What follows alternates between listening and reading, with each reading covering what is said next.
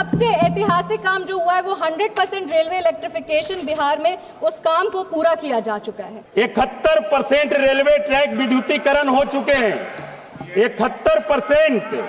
लेकिन महोदय सिर्फ 52% मालगाड़ियां और 45% यात्री गाड़ियां ही इन ट्रैकों का उपयोग कर रही है। भारतीय रेल अपने परचम पर है। अनुग्रह नारायण स्टेशन पर लिफ्ट काफी दिनों से खराब पड़ा है। हम आभार व्यक्त करेंगे हमारे रेल मंत्री का, जिन्होंने बिना मांगे बिहार को इतना कुछ दिया है। डेहरी गया रेलखंड में सुबह 10 बजे से शाम 5 बजे के पहले एक भी पैसेंजर ट्रेन नहीं है महोदय। 97 परियोजनाएं प्रगति पर हैं।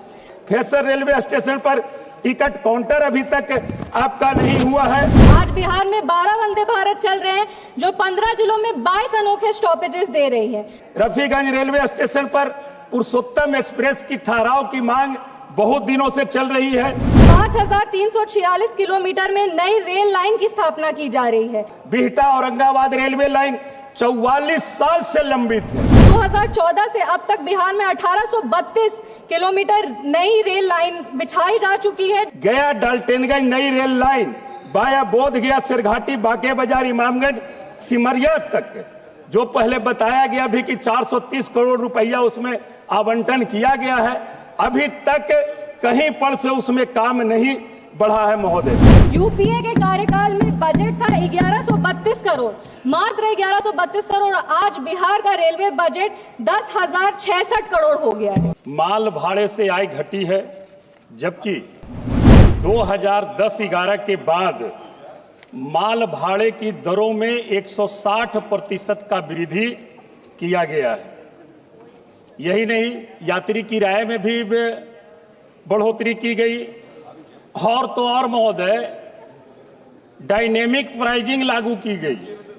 महोदय गरीब आदमी की मजबूरी का फायदा कैसे उठाया जाता है, ये इस सरकार से सीखी जा सकती है। बिहार में रेलवे बजट की बात करें तो 90,000 करोड़ के निवेश से वहां पे काम किया जा रहा है। 1783 किलोमीटर में कवच मतलब एंटी कोलिजन सुरक्षा जो है वो प्रणाली स्थापित की जा रही है। 10 वर्षों में कवच सुरक्षा प्रणाली अब तक 1465 किलोमीटर ट्रैक पर ही लागू हो पाई है, जो भारतीय रेलवे नेटवर्क का 2% है। 2022-23 में 27 बड़ी रेल दुर्घटनाएं हुई, 27। आज 3,164 करोड़ की लागत से 58 रेलवे स्टेशन को अमृत स्टेशन बनाया जा रहा है। कस्टा रेलवे स्टेशन पर प्लेटफॉर्म की आप ऊंचाई कीजिए, प्लेटफॉर्म ऊंचाई नहीं रहने से अनेकों प्रकार की घटनाएं घटती रहती है महोदय। दरभंगा में आनंद विहार टर्मिनल है, जिसके बीच अमृत भारत एक्सप्रेस चलाई जा रही है, जो 4 जिलों में 11 महत्वपूर्ण स्टॉपेजेस देती है। कोरोना के दौरान जितने भी मेल एक्सप्रेस ट्रेन का जो ठहराव स्टेशनों पर रोका गया था, उसे अविलंब चालू कराया जाए माननीय मंत्री महोदय। हमारे पूर्व के मुख्यमंत्री लालू यादव जी भी रेल मंत्री रह चुके थे, पर जब उनके कार्यकाल की बात करें तो ये सही मायने में ये कह सकते हैं कि तब भारतीय रेल विनाश की पटरी पर चल रहा था। 2.5 लाख सुरक्षा केंद्रित पद खाली पड़े हैं।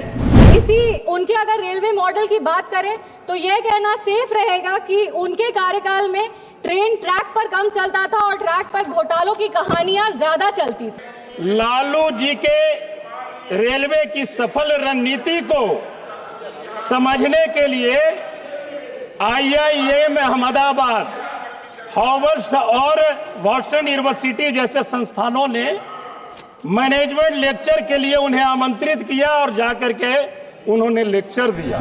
अगर उनके कार्यकाल की बात करें तो बॉलीवुड फिल्म एक है द बर्निंग ट्रेन, उसको याद आता है क्योंकि the railway was burning with losses and was on the road to become bankrupt. ये मैं नहीं कह रही, ये इन्हीं के कार्यकाल में कमेटी का गठन किया गया था, high level safety review committee under the chairmanship of doctor Anil Kakodkar. उनके कमेटी के रिपोर्ट में पेज नंबर 6 पर लिखा था, the financial state of Indian railways is at the brink of collapse unless some concrete measures are taken. Sir 2004 में जब आदरणीय Lalu ji rail मंत्री बने तो रेलवे 9,000 करोड़ के घाटे में चल रही थी और 5 वर्षों में 5 वर्षों में बिना किराया बढ़ाए गरीबों के लिए गरीब रथ चलाते हुए भी 90,000 करोड़ के फायदे तक पहुंचाया था महोदय। लालू यादव जी ने इसी सदन में एक बात कही थी, नहीं मांगोगे तो नहीं मिलेगा। बिहार के डिहरी ऑन सोन स्थित डालमिया नगर औद्योगिक क्षेत्र में 2007 में 2209 एकड़ भूमि रेलवे ने खरीद की थी। 2009 में तत्कालीन रेल मंत्री द्वारा यहां हाई एक्सल वैगन मरम्मत और कपलर निर्माण कारखाने की आधारशिला रखी गई थी। 2017 में रेलवे मंत्रालय ने कबाड़ बेचकर वहां के 90 करोड़ रुपए का राजस्व प्राप्त किया और इस क्षेत्र में रेल वैगन मरम्मत कारखाना स्थापित करने के लिए डीपीआर बनाने की जिम्मेदारी रेलवे की इकाई को दी।